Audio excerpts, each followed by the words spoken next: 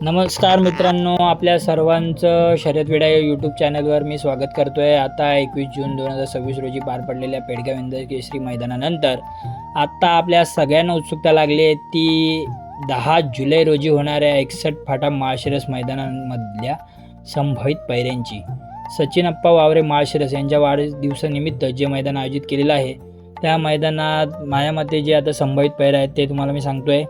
तर पहिला आणि टॉपचा पैरा असेल चिंतामणी प्रसन्न समाजसेवक नगरसेवक संतोष शेठ तोडकर ठाणे विटावा यांचा मल्हार 11-11 आणि तो तुम्हाला पाहायला मिळेल अरुण पाटील नाना प्रधान मुंबईचा रॉकेट म्हणून ज्याला ओळखलं जातं असा घोटकरांचा छोटा सर्जा 25-26।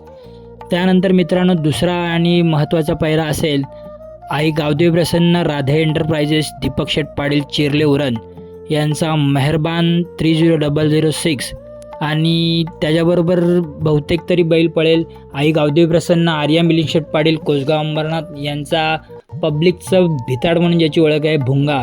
आत्ताच या जोडीने 2 दिवसापूर्वी 1 नंबर गेलेला आहे, त्यामुळे बहुतेक हीच गाडी आत्तापर्यंत जेव्हा पळाली आहे तेव्हा त्या गाडीने 1 नंबर गेलेला आहे, म्हणून माझ्यामध्ये हाच संभावित पैरा असू शकतो। तिसरा आणि महत्त्वाचा असा पैरा आहे अजय शेठ जगताप अदिश शेठ जगताप कारुंडे यांचा व्हाईट गोल्ड चिक्या। आणि मित्रांनो चिक्या हा पळू शकतो समाजसेवक नगरसेवक संतोष शेठ तोडकर ठाणे विटावा यांचा व्हाईट गोल्ड सुंदर बरोबर।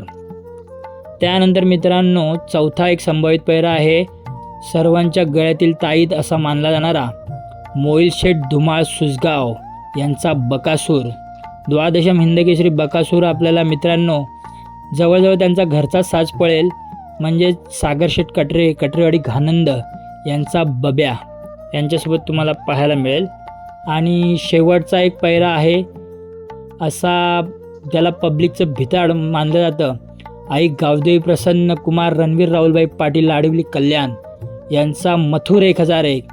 आत्ता जी नुकतीच खरेदी झाली उर्मिलाताई माणिकशेठ गायकवाड मथुर फार्म चिंचाळे यांचा राजा।